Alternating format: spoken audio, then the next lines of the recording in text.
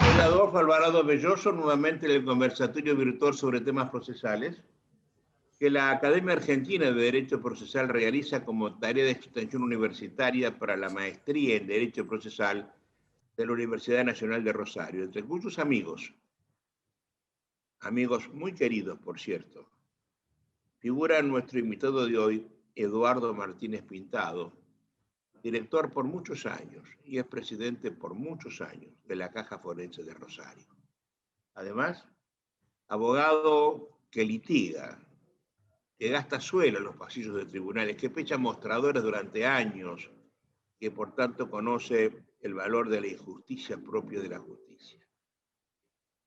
Se me ocurrió en esta serie de conversatorios hablar de abogacía y caja forense. Cuando yo ingresé a la profesión,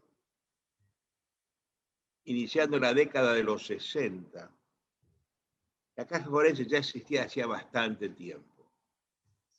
No tenía conocimiento, noticia clara de la lucha que había sido, denodada lucha que había sido por instalar una caja forense, después de instalar un colegio de abogados que llevara la matrícula abogadil en la provincia. Estamos hablando de la década de los 40, inaugura la década de los 50, cuando se empieza a socializar la Argentina y se trae la idea de colegiación obligatoria para todas las profesiones. Había acá una asociación de abogados, durante muchos años hubo en Corrientes que se negó sistemáticamente a la colegiación, y la matrícula que la llamaban los superiores tribunales de justicia pasó a estar en manos de un colegio de abogados como entidad paraoficial. Estos colegios dieron larga lucha de constitución. La soledad propia del abogado, de la tarea abogadil, impedía que se nuclearan en grupos, y mucho menos que fueran cooptados o calificados o juzgados por sus pares. Pero la idea de la colegiación avanzó, ganó, y ya es un hecho en casi toda América Latina. Son muy pocos los foros que carecen de colegio que lleve la matrícula abogadil. En Panamá, por ejemplo, la lleva la Corte. En Paraguay, por ejemplo, la lleva la Corte. Pero hay colegios nacionales de abogados que son simplemente asociaciones de carácter amistoso, científico, pero no gremial, ¿eh? No hay un colegio de abogados en serio en Paraguay, como lo hay, por ejemplo, en casi todas las provincias argentinas. Paralelamente, un poco después, ya instalada la colegiación abogadil, de esto los abogados jóvenes no tienen noticia, porque nadie les enseñó cómo fueron naciendo las instituciones que hoy gobiernan su profesión. Se generó una instancia de solidaridad necesaria entre los abogados. Otra vez, el solitario lobo estepario, que es el abogado litigado en un foro, necesitó de la solidaridad de sus colegas en los momentos difíciles, en la enfermedad, en la muerte. Y mucha sangre, sudor y lágrimas mediante, se generó una caja forense, una caja que nucleara a los abogados con un sentido claro de solidaridad para ayudarnos en los momentos graves de la vida. Esa caja tenía que ser solventada con dineros proporcionados por los propios abogados, que entonces fueron cotizables a un porcentaje respecto de cada honorario, y al comienzo un porcentaje muy importante en las sucesiones y un porcentaje mucho menor en los demás pleitos que no eran sucesiones. Eso generó mucha lucha. Degeneró en una decadencia abogadil que no quería saber nada con esto hasta el día de hoy. Yo sé, por ejemplo, que en la caja de jubilaciones hay una mora fenomenal. El abogado no quiere saber nada con aportarle su dinero, sin pensar que hoy lo que está haciendo le va a redituar el día de mañana o hoy mismo con un hijo, una enfermedad, etc., ¿no? Hoy la Caja Forense de Rosario es una entidad señera. Hay que mostrarla. Tiene un perfil de enorme aceptación entre los propios abogados que la integran. Y además, un perfil que es de excelencia que sobresale sobre las cajas de las otras profesiones.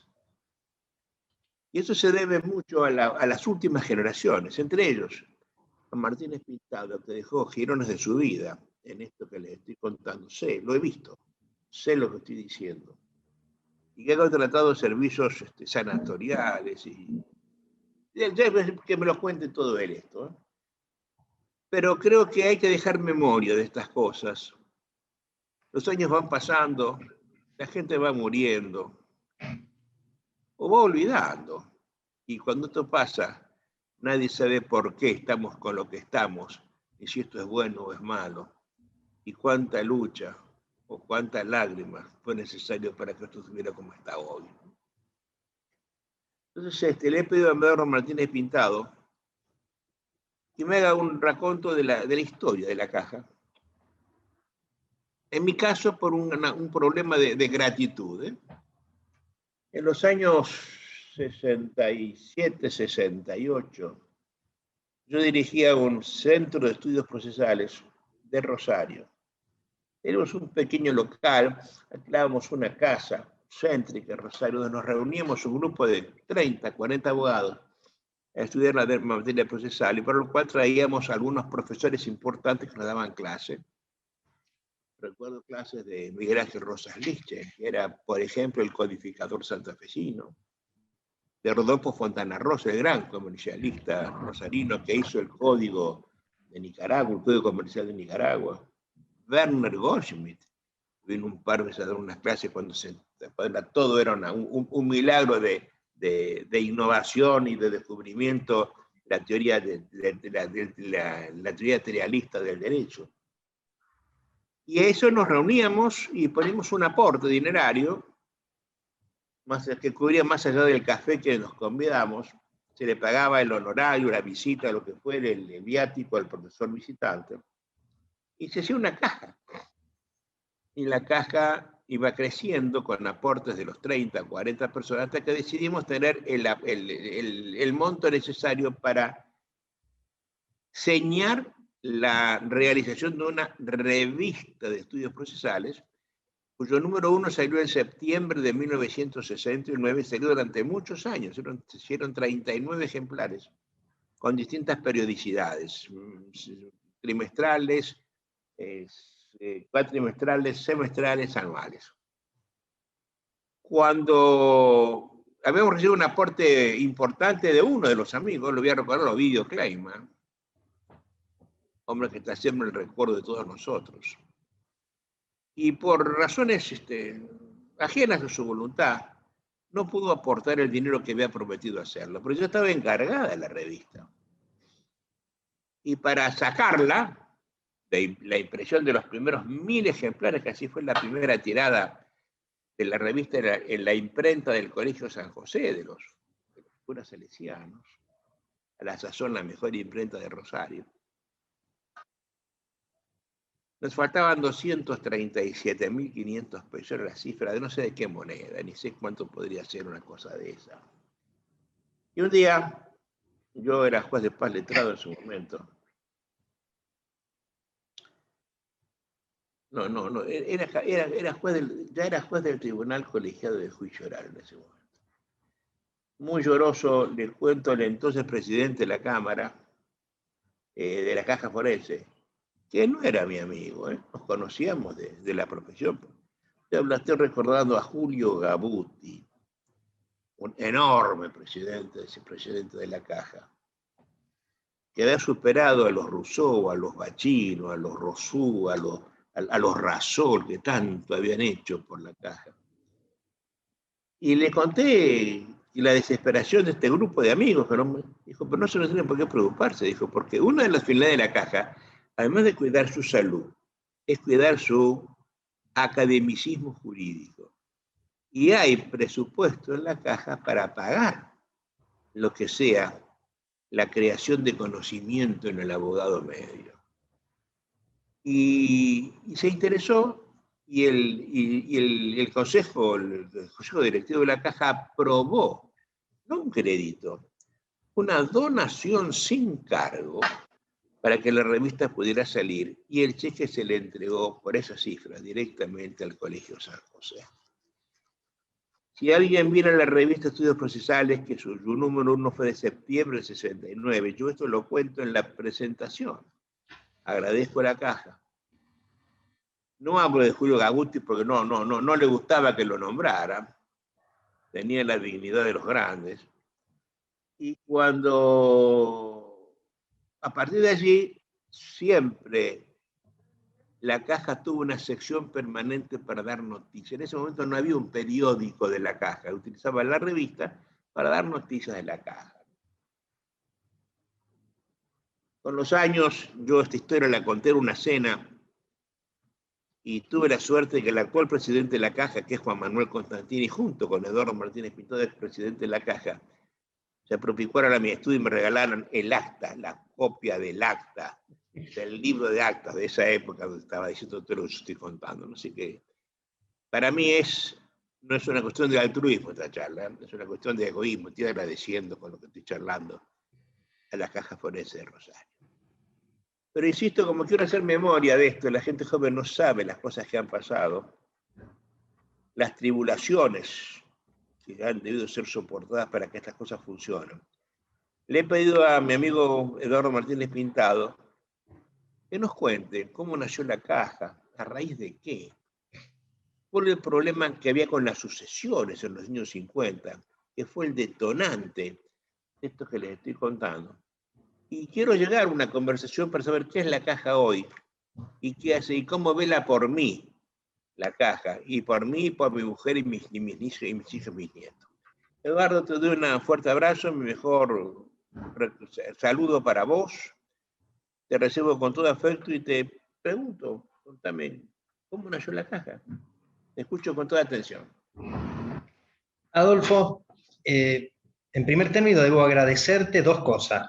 Primero, que me hayas invitado a este ciclo. Segundo, que me prestes tu casa, porque por problemas tecnológicos no lo pude hacer de mi estudio, así que gracias a la colaboración del personal que está acá, Romina entre otros, me permite estar en un lugar privilegiado que es tu casa, tu despacho, tu biblioteca, tu fondo, que es increíblemente bellísimo. La gratitud por sobre cualquier cosa para esta entrevista, para esta charla. ¿Cómo nació la Caja? Es una parte de este derrotero. ¿Cómo nosotros llegamos a la Caja? Es otra cosa. Lo hicimos para devolverle un pedacito de todo lo que la sociedad rosarina nos dio. Título profesional, familia, identidad, trascendencia. ¿Cómo no devolverle a la sociedad un esfuerzo de leer actas, de leer biblioratos, de consultar el archivo de la capital, de hablar con los hijos y los hacedores de lo que fue la Caja Forense? Obviamente, cuando uno dice Caja Forense parece que fuera una fotografía, ¿no? Y es una película que replica lo que acabas de decir vos, sangre, sudor y lágrima. Y nuestra obligación es ponerle nombre y apellido. A veces, como Gabuti, que no les interesa, o como Paul, que tampoco les interesa, o como, podríamos decir, Bobo, y muchos otros apellidos que no les interesa. La obligación nuestra es contarle a las generaciones futuras cómo llegó a ser lo que hoy es la Caja. Porque si bien vos hiciste hincapié en cómo me cuida la Caja hoy a mí, a mis hijos, a mi esposa, a mi pareja, a mi personal, el origen de esto tiene que ver con un quiebre que había en el ejercicio de la profesión a finales de la década del 40. Lo primero que tuvimos que hacer es posicionar, lejísimos de pretender una mirada histórica con el tecnicismo y el profesionalismo de un historiador, simplemente lo que hicimos fue revisar actas y ponerle un poco de música y un poco de pasión en tratar de explicar ese proceso.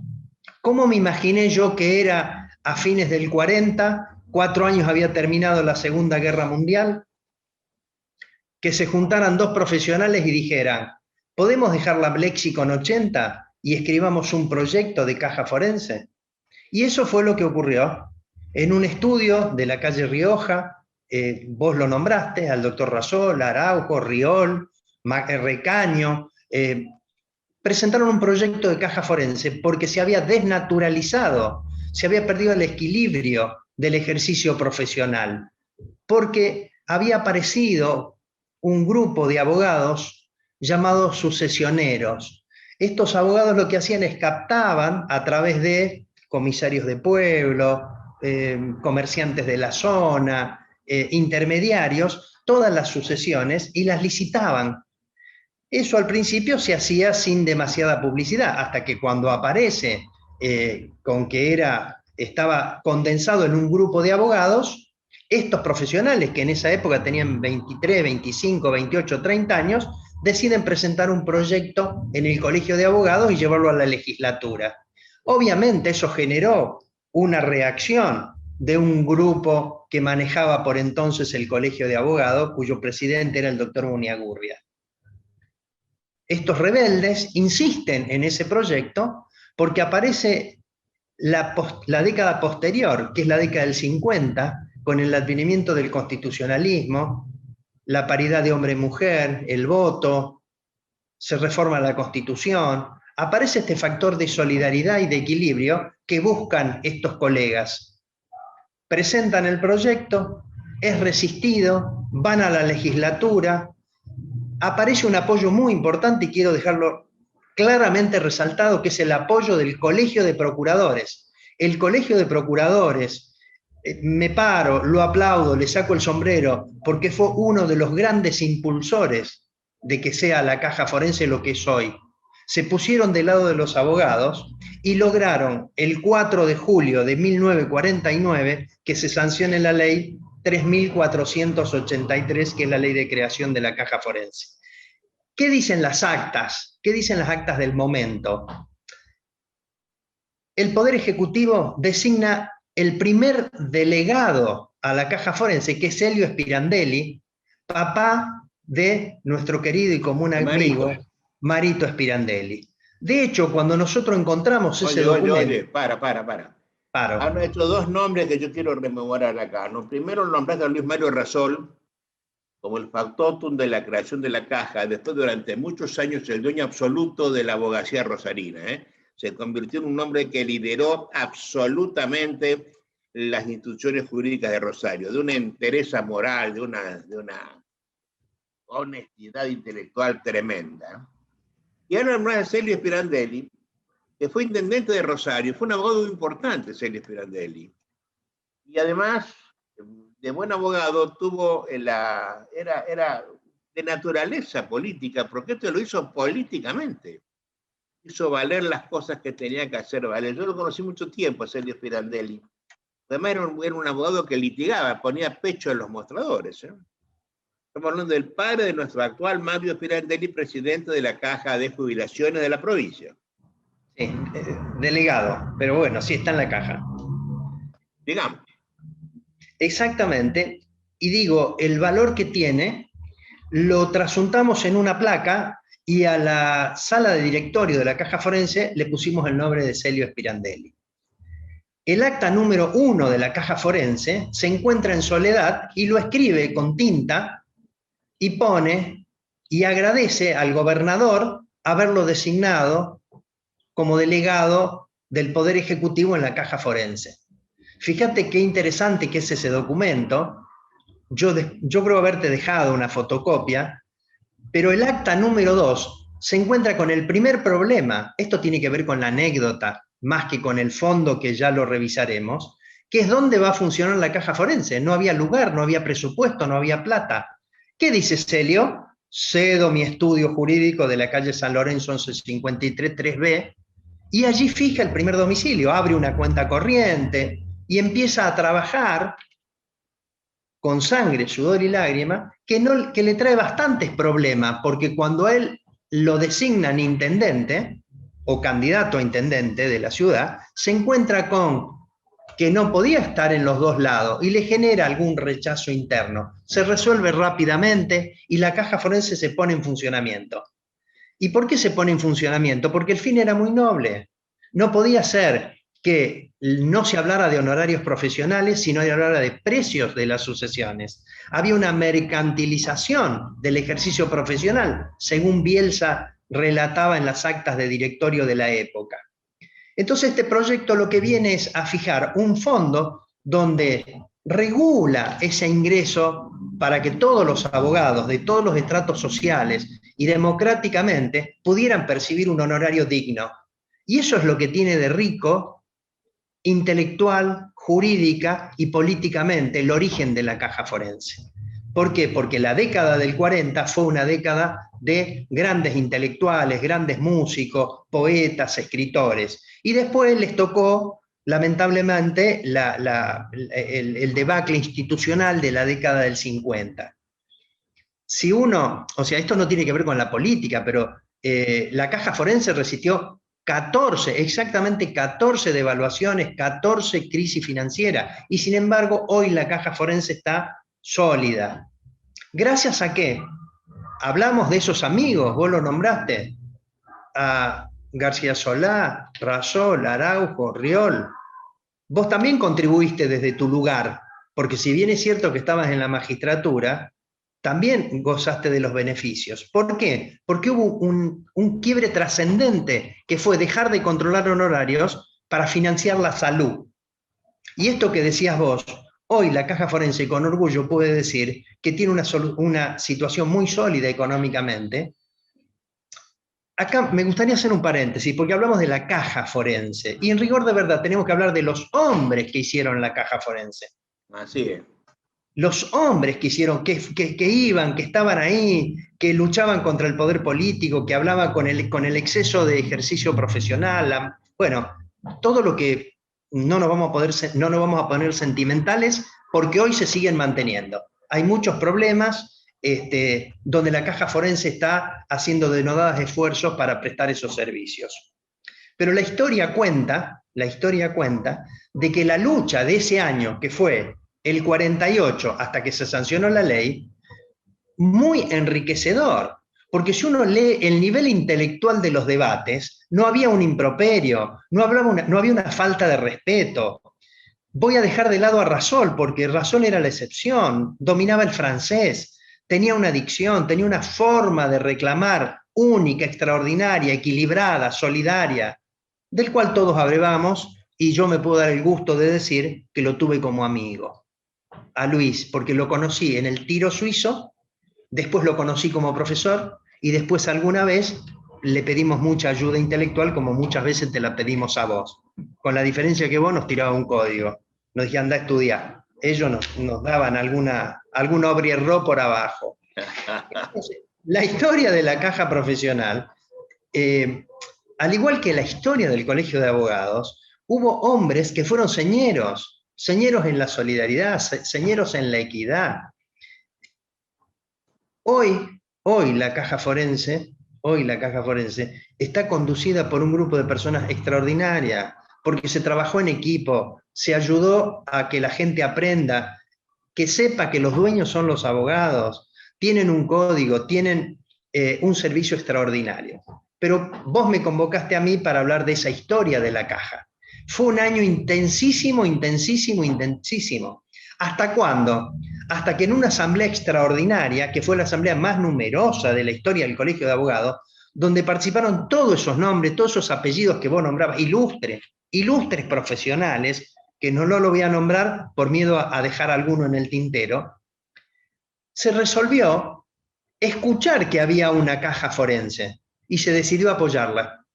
Y así fue como, con el apoyo inclaudicable del Colegio de Procuradores, se logró la sanción de la ley. Y a partir de ahí empezó a caminar, y empezaron los lugares, el teléfono, el personal, la jerarquía, y terminan siendo lo que hoy es la caja forense. ¿Vos recordás algún nombre de procuradores de esa época? Algún nombre procurador de esa época. Yo te tiro alguno, don Ángel Peralta, don Vicente González, Fueron Esos son próceres los profesores. de la década del 40, Del 50 es también. década del 40 y 50. Por Eran ejemplo, gente jóvenes que después, durante muchos años, Guillermo Ortiz de Guinea, por Dios, por fue un hombre ejemplo, importante también, no era procurador, pero era el factotum del colegio de abogados y ayudó mucho a todo esto. sin ninguna duda, es un nombre que va a quedar grabado en las paredes de la historia del colegio, de la caja, sin ninguna duda. Aparte, una persona fantástica, maravillosa, conocedora del derecho, realmente, y también con inclinaciones de la literatura, la poesía, una persona Era extraordinaria. martillero, ¿no? Era un martillero importante de Rosario con casa abierta al público. Exactamente, exactamente. Fíjate vos qué importante lo de los procuradores, que fueron los primeros en incorporar el grupo femenino, con Norita Rousseau. Con Norita Rousseau, que tanto le dio junto con Arnaldo Vargas, con Castellani, realmente le han dado muchísimo a la caja, con su aporte personal. Nora Rousseau fue hija de Enrique Rousseau, procurador de Adolfo Rousseau, gran constitucionalista, profesor de constitución en la facultad, comisionado constituyente y figura señera, los dos Rousseau, en la formación de la caja. Pusieron el pecho a la bala los dos Rousseau. Bueno, exactamente, y Nora vino a ser la pionera del grupo femenino, que al Colegio de Abogados le costó mucho tiempo, porque cuando hicieron esa convocatoria del 49 era solo para los varones. Sí. Bueno, Sí. no se había la profesión. Pero bueno... no había mujeres, no había mujeres. No había mujeres. Había muy pocas mujeres, muy pocas. Acá sí debo dejar, no puedo dejar de resaltar la importancia que tuvo ese trabajo, porque se generó un grupo de abogados que defendía la caja y otro grupo de abogados que no quería la caja forense. Y eran grupos que se manifestaban como cajista y anticajista. Hasta que sale la ley y en una asamblea alguien propone no hablar más de cajista anticajista, sino de la caja al servicio de los abogados en la defensa del honorario profesional. Y de esa manera lo dignifica, de esa manera lo jerarquiza, y todos aquellos que estaban alrededor de sucesioneros, etcétera, etcétera, empiezan a quedar relegados. Fíjate vos qué interesante, porque a veces mostrarle al abogado una prueba resulta imposible. Sin embargo, producto de esa investigación y meter la nariz en determinados lugares, como por ejemplo el archivo del diario La Capital, que encontramos las convocatorias, bueno, las recortamos y la pusimos en una carpeta. Encontramos un documento de un procurador, que no voy a saber pronunciar el apellido y tampoco lo haría, porque no viene a la gran construcción del que fue la caja forense, pero deja testimonio de cuál era la función de los sucesioneros. Cómo iba la campaña, cómo iba la campiña, cómo iba a los campos, cómo buscaba el colono, cómo se relacionaba con el comisario del pueblo, con el sacerdote o con la chamana o con lo que fuera para esa captación. Eso también forma parte de la historia. Y de dando todas maneras, jugosas comisiones. Claro, el problema cuál era, era que se licitaba. Entonces venían a Rosario y si tengo estas 10 hectáreas, tengo estas 20 hectáreas. Y realmente hablaban de precio y no de honorario profesional. En eso se centró esa tarea, podríamos decir, de estos jóvenes rebeldes de la época, a quien nosotros quisimos imitar. Obviamente, no, fue imposible porque realmente la profesión después entró en un plano de masificación, podría decir, perdió mucho nivel intelectual del que tenía en la época, a pesar de los esfuerzos, de los posgrados, de los cursos, de las excelentes universidades, los excelentes docentes. Pero eso es otra historia. La historia por la que vos me convocaste es la caja forense. Y para nosotros, los que tuvimos la suerte de formar parte de esa conducción, nos marca un antes y un después. ¿Por qué? ¿Qué nos enseñó la caja forense? Por ejemplo, dejar de lado el yo para incorporar el nosotros. Dejó de lado esa frase, el aiquismo. Hay que hacer, no. Hago y rindo cuenta. Nos enseñó a que el cumplimiento no es cumplo pero miento. Si no cumplo y rindo cuenta, el saber hacer, el saber decir, el poder jerarquizar la gestión, el conocer al abogado desnudo en el sanatorio, en el consultorio, con la miseria de la enfermedad y poderle darle una solución acorde con lo que quería. Este es el mayor valor que hoy podemos decir que se logró con la caja forense. Y acá tiene mucho que ver los movimientos forenses de la época. ¿Por qué digo? Porque hoy también está, podemos decir, atomizado, no podemos hablar de grupo, porque ya no se sabe quién responde a quién. Pero en esa época, los movimientos profesionales eran tres, y que respondían perfectamente a las tres capas sociales que litigaban.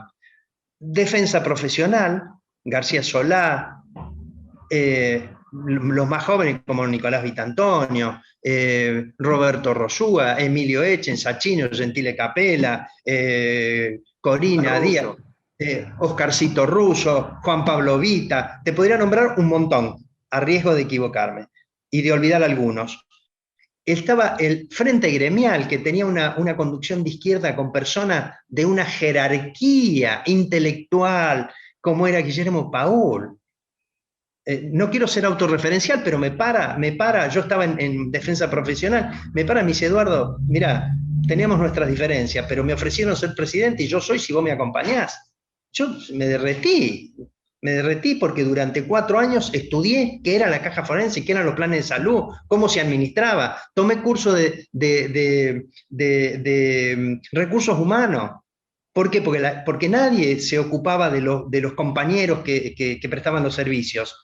Los jerarquizamos, le dimos uniforme, los capacitamos, tomamos curso para dar bien una mala noticia. Te podría contar miles de cosas. Un antes y un después. En el otro movimiento, que Eso era fue con Paul. Guillermo Paul, sí, Lo que recuerdo, falleció. fue alumno mío, lo recuerdo perfectamente bien. Bueno, Guillermo Paul se enferma de cáncer, yo era su suplente, y me iba a Buenos Aires donde estaba internado y le decía, yo te voy a patear el cajón, no me dejé estos problemas míos acá. Vení, bueno, eso fue parte de una historia hermosísima, porque en un bar que estaba abajo del edificio que le prestaba un colega, me dice, mira Eduardo, yo te voy a pedir un favor. Yo quiero que hagas algo que yo no tengo espalda para hacer. Si yo me muero, quiero que hagas estas 3 cosas. Y las anoté en una servilleta. Guillermo se murió y en un mes cumplí con el pedido que me había hecho. Eso lo voy a dejar con un paréntesis porque es muy autorreferencial y tiene mucho contenido afectivo cuando uno hablamos de estas cosas. También estaba Rodolfo Bobó, que era la cara visible de Solidaridad Forense. ¿Cuál fue el gran cambio de ese movimiento? Que nos invitamos al colegio de escribano, un junior con un grande, a mí me tocó ir con Roberto Rosúa, imagínate, un junior con Roberto en una negociación, donde fijamos la columna vertebral, lo que sería la política de Estado de una institución, que no la voy a repetir, porque lamentablemente está quebrada en todos lados, menos en la caja forense. En la caja forense es una de las que cuando aparece un candidato, un junior, lo primero que hacemos es decirle, esta es la columna vertebral. No importa la ideología, no importa de dónde viene, pero este parámetro no se toca. Obviamente, de más está decir, ¿no es cierto? La honestidad, la probidad, básico. Y esto fue un pacto, una decisión política. Se podría haber tomado cualquier otra. Esto es lo que permitió que hoy me anime a venir a tu casa, sentarme en tu sillón y tener esta charla contigo. Qué grato lo que me decís, realmente. Pero además estás contando el riñón de la cosa, Estás desnudando el interior de la caja, el alma de la caja. Es muy importante que la gente lo sepa, ¿Cuándo tomaste la presidencia de la caja vos? En el año 2000, plena crisis, pleno corralito. ¿Y fuiste cuántos años presidente? Y estuve 8 años en la caja, de los cuales 4 fui presidente, 4 vicepresidente e integré el directorio. Contame, ¿cómo salieron ustedes de la crisis del 2000, que cayó todo el país? ¿Cómo hicieron ustedes para salir indemne de eso? Bueno, fue muy duro, y una situación injusta de donde la mires, porque la jueza Aramberri no nos liberaba los depósitos que teníamos para pagar a los oftalmólogos, los medicamentos, los sueldos. Nos exigía llevar un listado de lo que teníamos que pagar y nos liberaba el fondo que teníamos depositado en el Banco de Santa Fe, en el Nación o en el Municipal, y decía, tienen que pagar sueldo hasta tanto, tienen que pagar óptica hasta tanto, ¿Y por qué medicamentos. pasó eso? ¿Por qué pasó eso?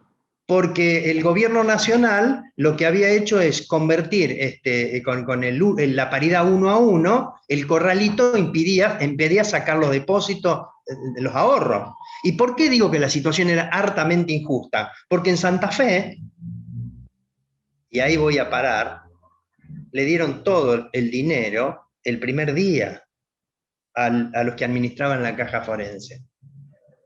¿Por qué esa disparidad? No importa, fue historia. ¿Qué es lo que hacíamos? Montamos una estructura administrativa y decíamos, bueno, ¿qué va a hacer? Tenemos que pagar. Íbamos, le pedíamos el dinero, nos sacaba un oficio, lo mandaba al banco, a veces, en esa época no estaba la internet como está ahora, ni la transferencia bancaria, había que ir, buscar la plata, llevarla, pagarle a los sanatorios, pagar al personal. Antes que se muera Guillermo, que también formó parte de esa crisis, me llamaba el sábado a la noche y me decía, Eduardo, tenemos 2 internados y tenemos que pagar. Y decía, pero Guillermito, es sábado a la noche. Llámame el lunes. No, es que yo no puedo dormir. Y me llamaba el domingo. Y yo le decía, bueno, nos juntamos a las 7:15 de la mañana y ya grabábamos.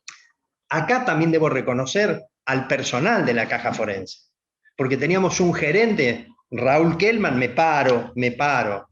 Nosotros no podríamos haber hecho ninguna gestión si no lo hubiésemos tenido a este monstruo, que era contador, pero que maneja recursos humanos, economía, macroeconomía, microeconomía, conocía todo lo que tenía que ver con salud, conocía todos los sanatorios, conocía cómo se tabulaba un arancel médico, un león discutiendo las cápitas, bueno, una cosa realmente fantástica.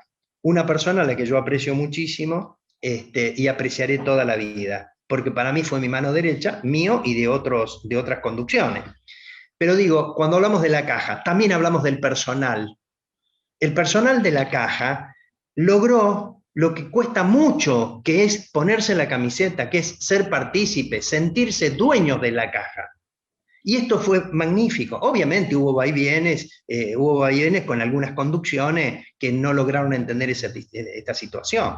De hecho, fíjate vos esto anecdóticamente, y sí, lo quiero dejar con todas las letras, porque hablamos de la institucionalidad, pusimos una máxima a la entrada de la caja que decía lo siguiente: la riqueza de un país se mide por la fortaleza de las instituciones. Y lo teníamos establecido ahí como una pauta de que la institución no se toca, y todos tenemos que proteger la institución. Después vino un presidente que no le gustó y la hizo sacar. Pero eso es parte de la anécdota. A la gente le quedó que la fortaleza de la caja forense enriquece al país. Qué pena eso de que cambia el presidente y puede cambiar la política porque al presidente no le gusta. Eso muestra que la caja tiene también vaivenes interiores, ¿eh? No es que haya una columna vertebral que todas la respetan. Hay quienes vienen y le ponen palitos en la rueda y le ponen remiendo.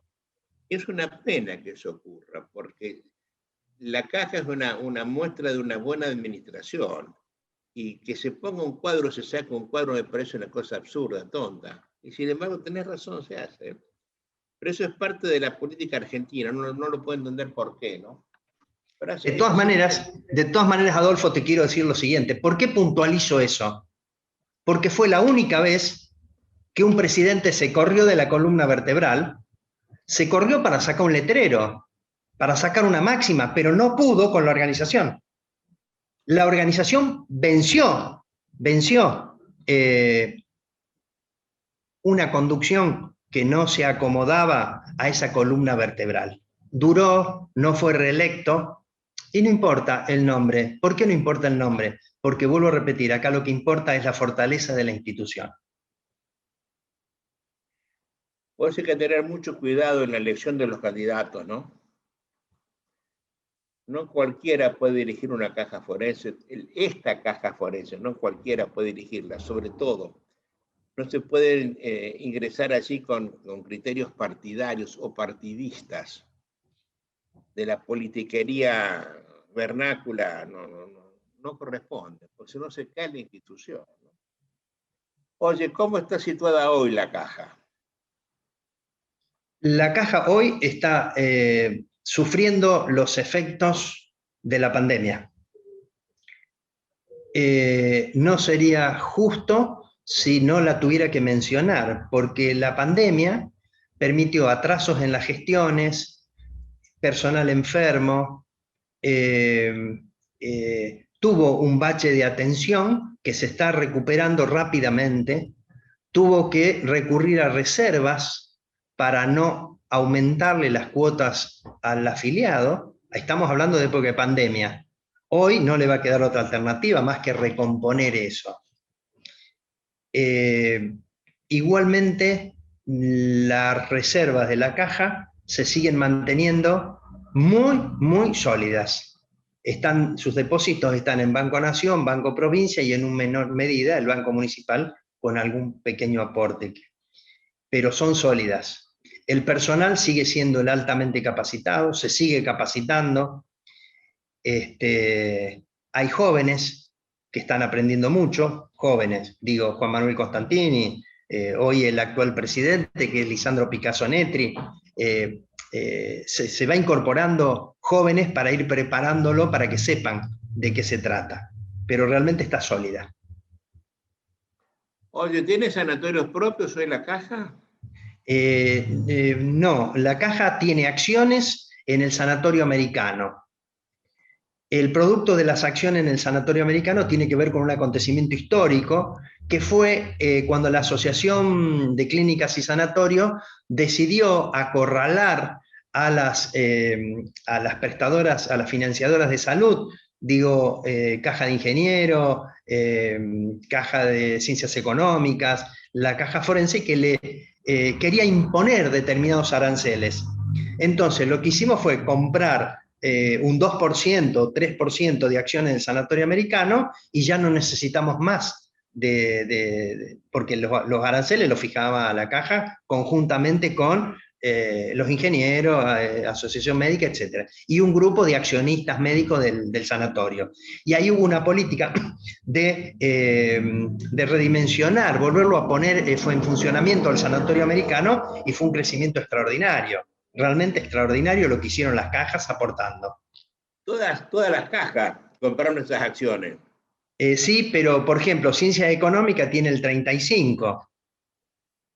La caja con 2,5%, políticamente le permite mantener el equilibrio entre los accionistas. Qué buen dato ese.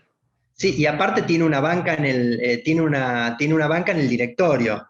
De hecho, en los años que fui presidente, como obligación accesoria, era ser director del Sanatorio Americano. Lo que fue también una cosa muy enriquecedora, porque nosotros estábamos acostumbrados a la caja forense que cerraba a las 6 de la tarde y que te podían llamar 10, 12 en la semana. Acá el sanatorio era las 24 horas por 7 por 365. Y te encontrabas con que te llamaba una afiliada y decía, tengo mi mamá internada y el sanatorio está lleno. Te cuento una anécdota. Una vez efectivamente el sanatorio estaba rebasado, había habido una epidemia de gripe, etcétera, etcétera, y me llama una colega, no importa quién, tengo mi mamá que no la quieren internar, me tomé un taxi, me fui al sanatorio, miré in situ el lugar y ordené que le prepararan una cama en la sala de directorio. Y le pusieron los colchones en la mesa de directorio.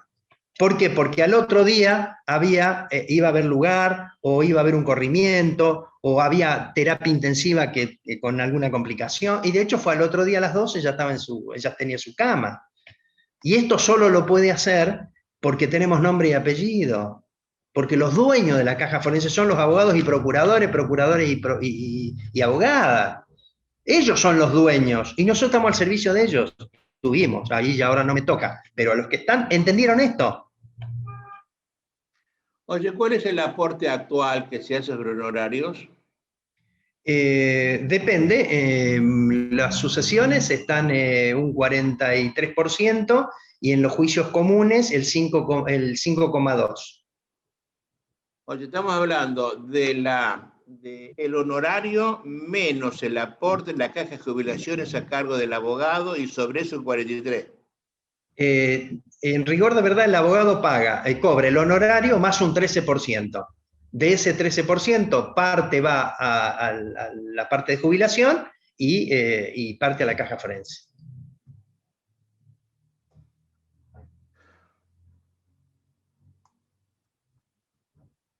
Está bien. Oye, ¿hay una morosidad alta actualmente? Sí, fue muy, muy importante la morosidad porque estuvimos sin trabajar 8 meses. No te olvides que la pandemia empezó en marzo y hasta octubre no había circulación social, no había posibilidad de ingresar al tribunal. Entonces, por ejemplo, ¿qué acción tomamos? ¿Qué acción tomamos? Y digo tomamos porque a mí me toca hoy estoy en otro lado. Hoy estoy contratado por el Banco Municipal de Rosario para cumplir una tarea estrictamente de gestión institucional, con las cajas, los colegios profesionales, de magistrado, etcétera, etcétera. ¿Para qué? Para brindarles ese servicio que faltó y que falta hoy en el tema de financiaciones del servicio de salud y jubilación. Entonces, por ejemplo, hicimos un convenio con la caja forense que si un profesional llega el semestre que tiene que pagar y le faltaron 10.000 hasta 25.000 pesos, pasa la tarjeta del Banco Municipal, la caja cobra el 100% y a él se le financia en 12 cuotas sin interés. Lo mismo hicimos con la caja de jubilaciones. Te falta para completar... Eso es fantástico. Eso lo firmamos, si después ves la página, hace una semana, 10 días atrás con la caja forense, con la caja de jubilaciones, fue ante diciembre, y ahora estamos viendo para hacerlo con los magistrados. Sí, eso sí es un aporte. Con lo cual, tenemos que ser nosotros ahora clientes del Banco Municipal, ir y sacar la tarjeta ahí adentro. Sí, por supuesto, y perdón, y para otros profesionales le estamos dando un servicio, bueno, esto no tiene que ver tanto con la caja, pero aprovecho y lo comento por si hay alguno le interesa y lo escucha. Al haber atesoramiento, los bancos se quedaron sin locket para divisas, el banco celebró un convenio y compró 5 lockets, que se los da sin cargo los primeros 6 meses a los abogados. Le da una tarjeta Black para los que viajan al extranjero. Le da un crédito de bienvenida para los jóvenes de 25.000 pesos. Explica qué es un locket, que no todo el mundo lo sabe. Las cajas de seguridad de los bancos. A raíz de las crisis que hubo un exceso de demanda y no había dónde dejar el dinero, el ahorro, que no confiaba la gente. Bueno. Ahora tienen cajas disponibles. Sí, tienen caja. Sí, tienen caja. Incluso como son caras, la forma de promocionarlo es sin cargo los primeros 3 meses o 5 meses, no lo tengo presente. Pero bueno, y hay otra serie de beneficios, porque también, bueno, acá paso el chivo, el Banco Municipal de Rosario cumplió 125 años, y bueno, cuando estábamos en la caja forense, y el Banco de Santa Fe se había privatizado, era de Eskenazi, nosotros le mandamos una nota a la gente del Banco Municipal diciendo por qué no estaba acá. Porque en la corrida del 2000, el HSBC, la Casa Central, estaba en Hong Kong. Acá el Banco Municipal íbamos a la casa del intendente y le golpeamos la puerta. Entonces, lo entendieron, el Banco Municipal, le cedimos una oficina de la caja forense que estaba vacía, era un archivo por calle Pellegrini, y a partir de ahí hoy el banco se instaló donde está la caja de jubilaciones.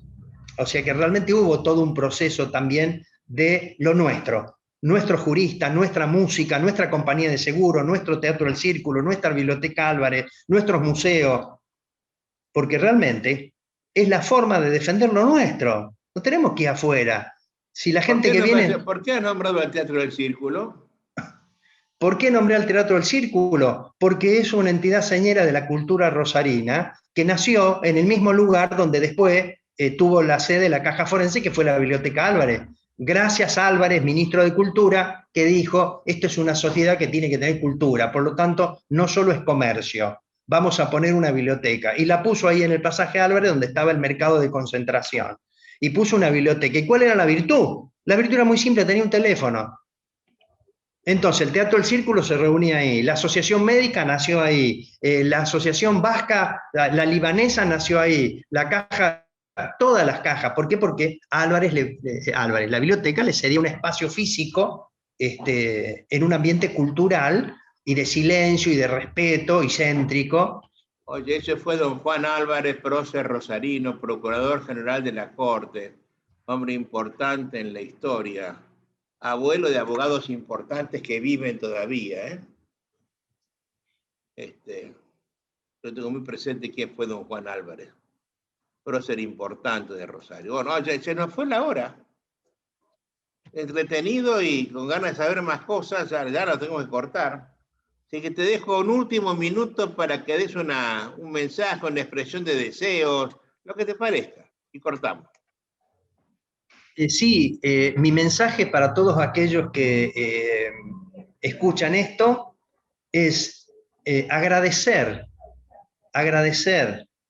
a personas como Adolfo, que se preocupan por esto, que no dejan pasar la oportunidad, que tiene una generosidad sin límites, que trabajen para fortalecer las instituciones. No dejen de creer en las instituciones. Hay errores, hay tropiezos, pero hay que seguir tocando, porque creemos que hay una vida mejor. Gracias, Adolfo, te quiero mucho. Eduardo, querido, gracias a vos, un fuerte abrazo y hasta siempre. Hasta siempre, Adolfo, un cariño.